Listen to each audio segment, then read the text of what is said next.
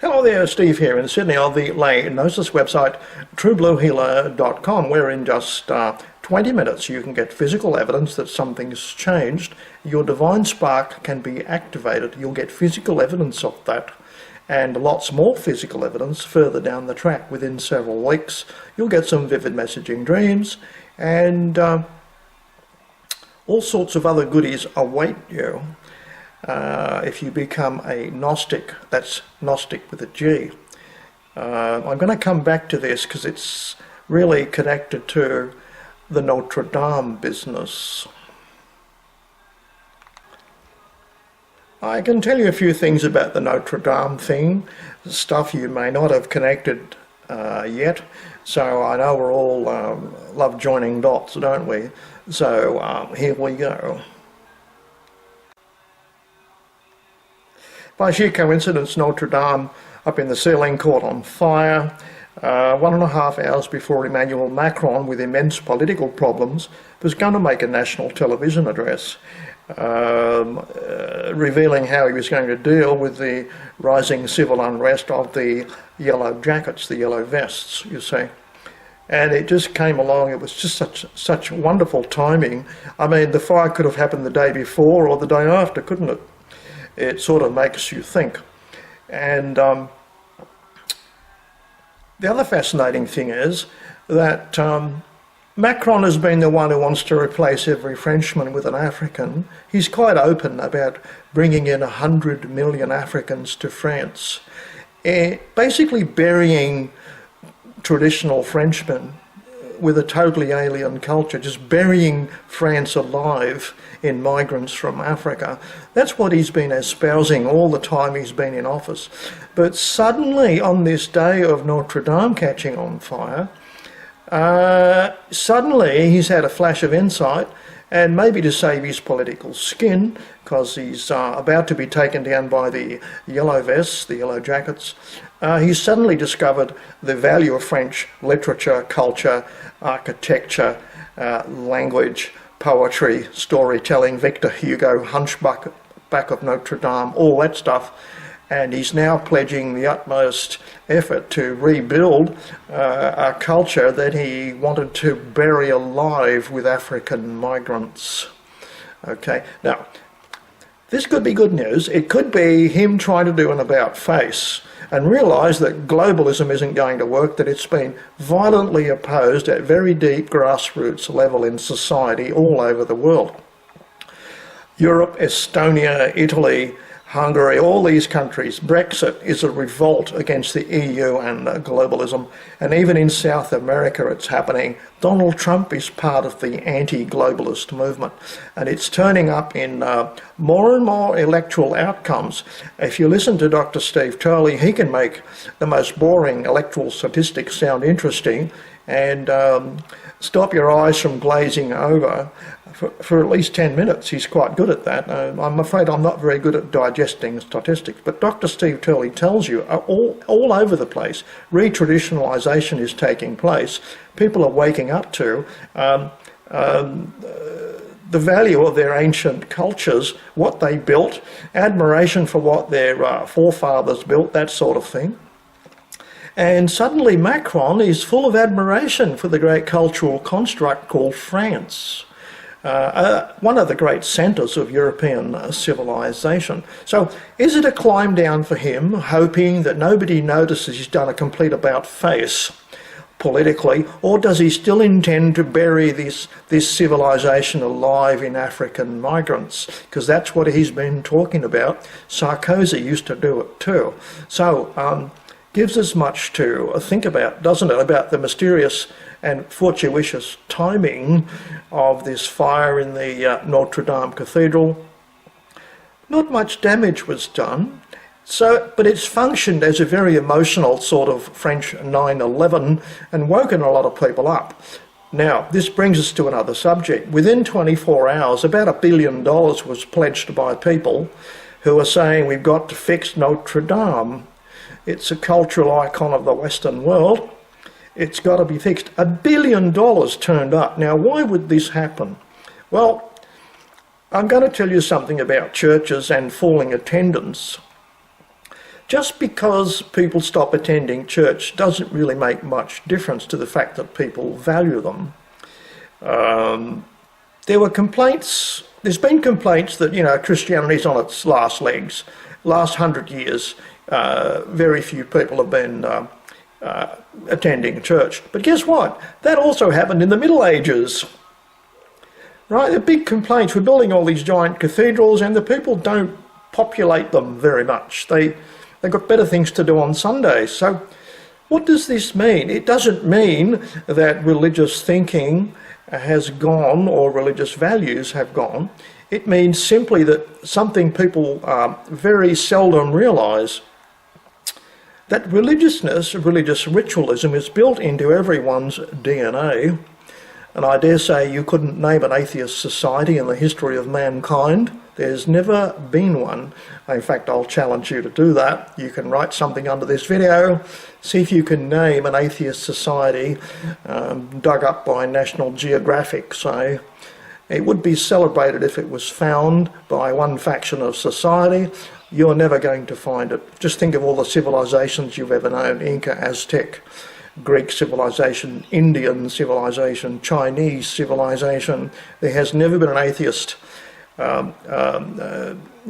nation state in the world in all human history.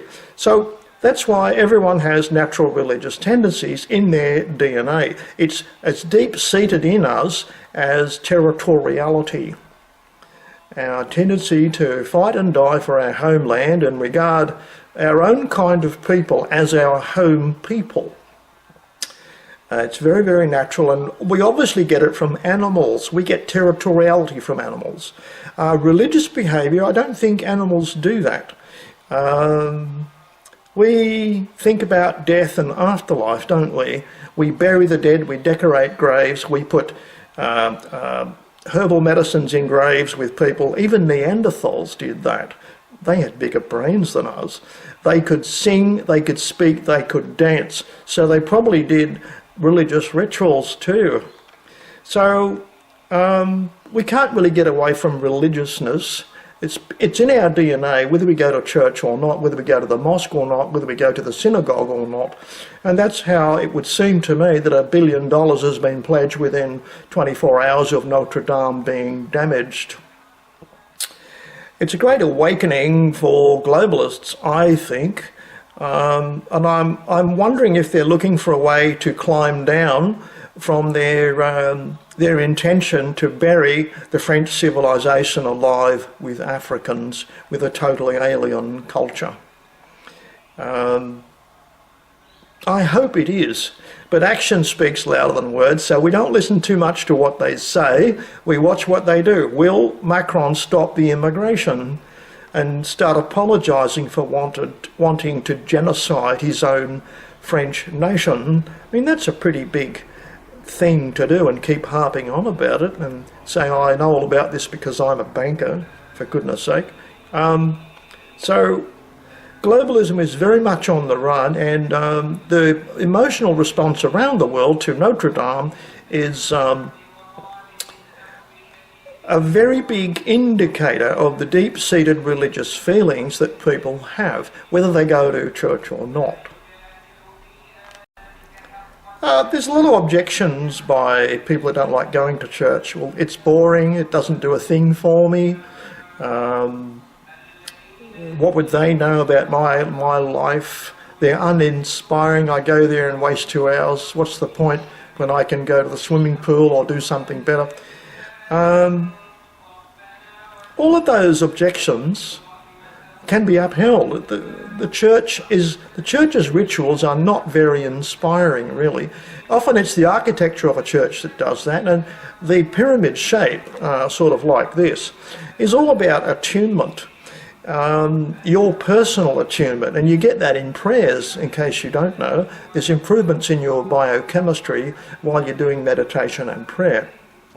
It can be measured in your blood, it can be measured in your brainwave coherence. Now that works also for Muslims. I've asked them.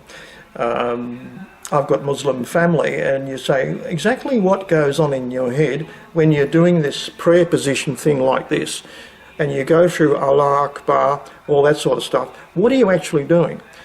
because it's actually a mantra meditation that they're doing, and they report the same thing that other people get when doing meditation or prayer, namely a profound sense of peace and mind silence. That means all of their random thoughts stop for a few seconds, and that's called transcendent meditation, okay? You can go and learn it mechanically. It's a biochemical thing you can do. It's called transcendental meditation. I've been doing it for 30, 40 years, and I recommend it to everybody, and it gives you a very good idea how your brain and physiology is made to do prayer and meditation. Now, that natural tendency that you're born with, it springs fresh in every generation of new people, is exploited by churches, where the church is allied with the government. And the government's always scared of coups and grabs at anything that can boost their invincibility and supposed sort of alliance with divine figures, divine entities, that sort of thing, like, you know, I'm put here by divine right, I have a right to rule, I am the Pope, I am King Charlemagne, that sort of thing. That's why coronations take place in churches. Napoleon did that, Notre Dame. So coronations were always religious ceremonies most of the time. Now, so major religions exploit people's natural religious tendencies. Do you really need all those pointy buildings? Well, there's evidence that you don't, because Muslims say they have to go to the mosque, yet they're happy to pray in the street, not in the mosque. So clearly the mosque is not really necessary at all, and they could pray at home, but they want to make a big show of it, which was called hypocrisy, I think, by Jesus. He used to make fun of Pharisees and all that. He used to make loud chanting prayer noises in the street, standing in religious regalia with prayer boxes strapped to their arms and their heads. Those little boxes are prayers. And they think they're so holy, but really they're just sort of like decorating themselves with wallpaper, so everyone thinks they're more religious than the average person.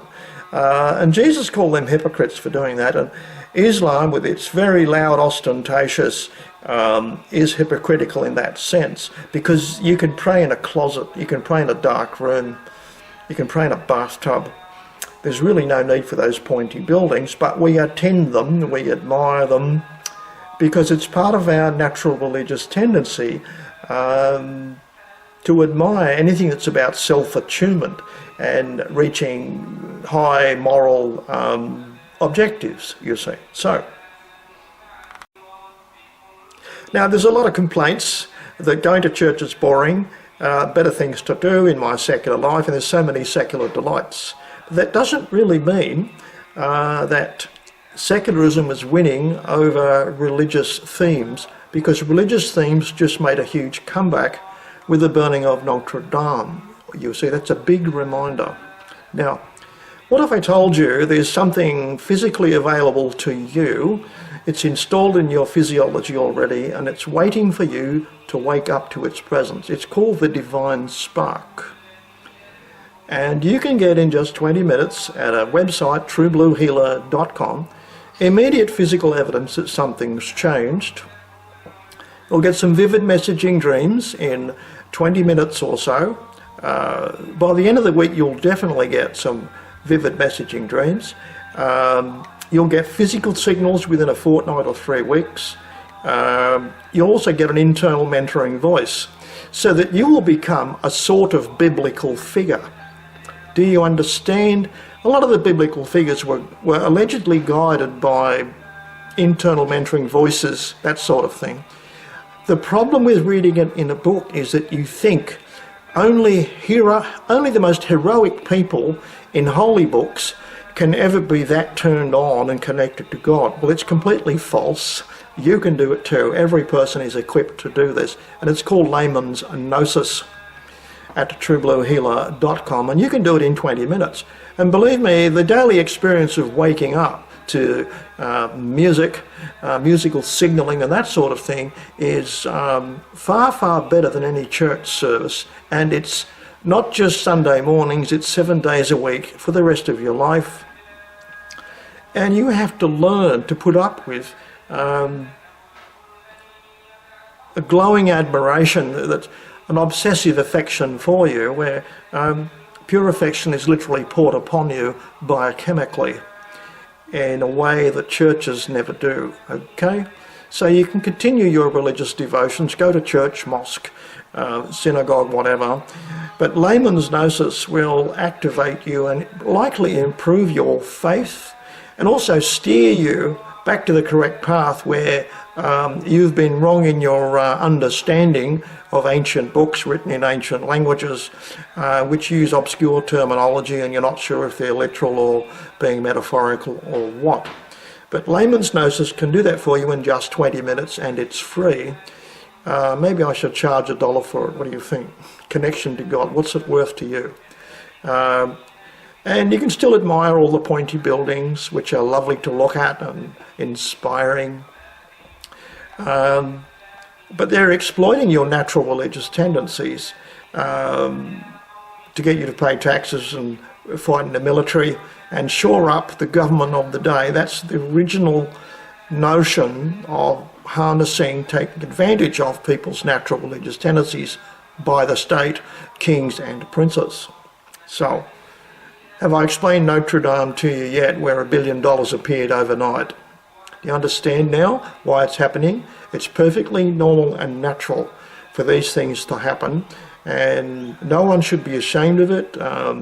It's not believing in fairy tales, it's obeying your natural religious impulse that's built into your DNA, and it's as significant and important as your territoriality, which runs our civilization. Now, turning to the usual paranoid conspiracy stories that we do, it's amazing how before the fire was even out, all the world's newspapers agreed it was an electrical fault in the roof.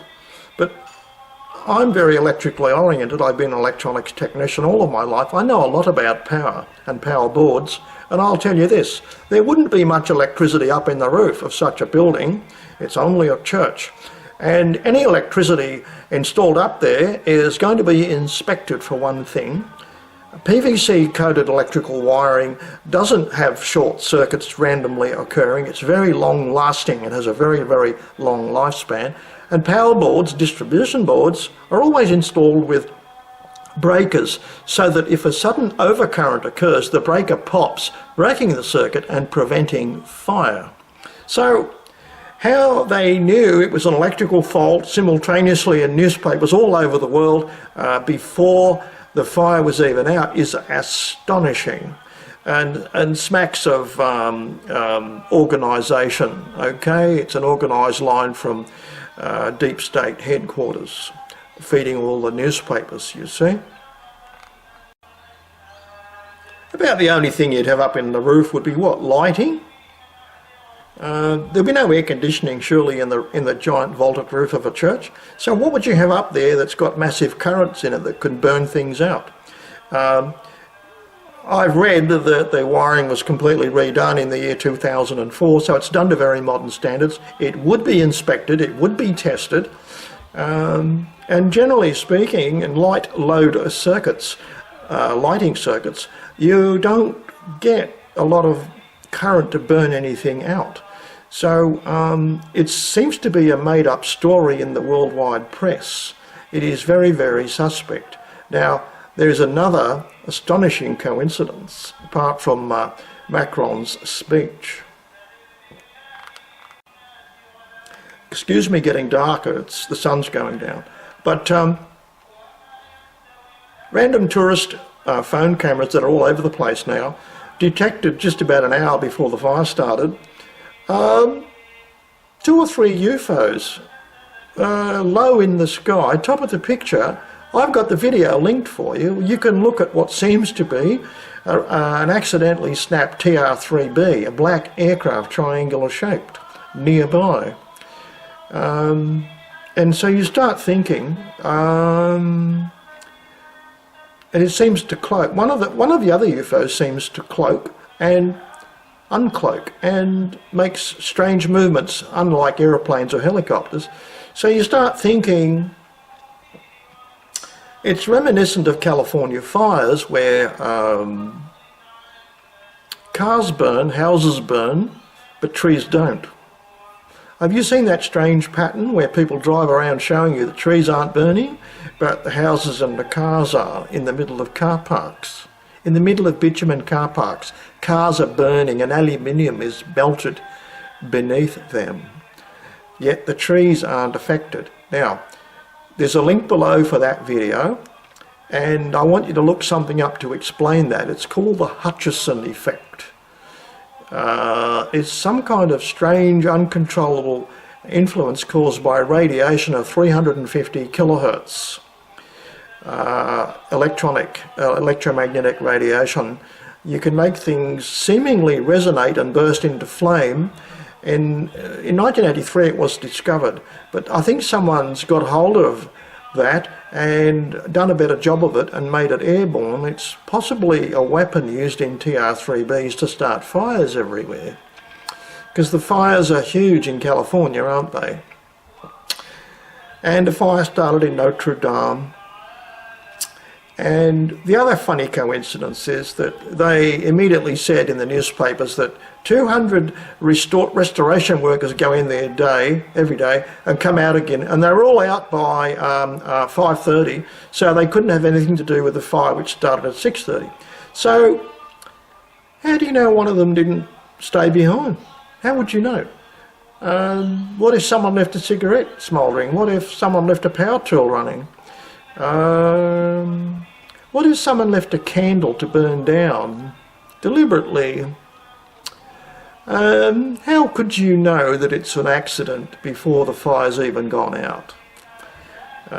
There's always forensic photographs taken and chemical testing done on any fire. And they don't let the owners of the church in. They wouldn't let priests up there. They wouldn't let officials up there. It's a special crew of forensic people, forensic follow-up people, who are supposed to go in there and take snapshots and get pictures of everything as it was, you see. So it's a forensic process that the New World Order seems to have forgotten. And it's routine, absolutely routine. But all this was pronounced in advance of the fire before it even cooled down, before investigators could even get in there. So what a surprise outcome that was. When they're all in unison, you've got to be suspicious, haven't you? But it looks to me like possibly a return to nationalism, that the globalists have surrendered. But we've got to watch Mr. Macron, because what he says and what he does can be two different things. But he's been advocating the literally burying alive of the French population in Africans, and suddenly he's admiring French culture, French literature, French language, all that stuff, and their great cathedrals.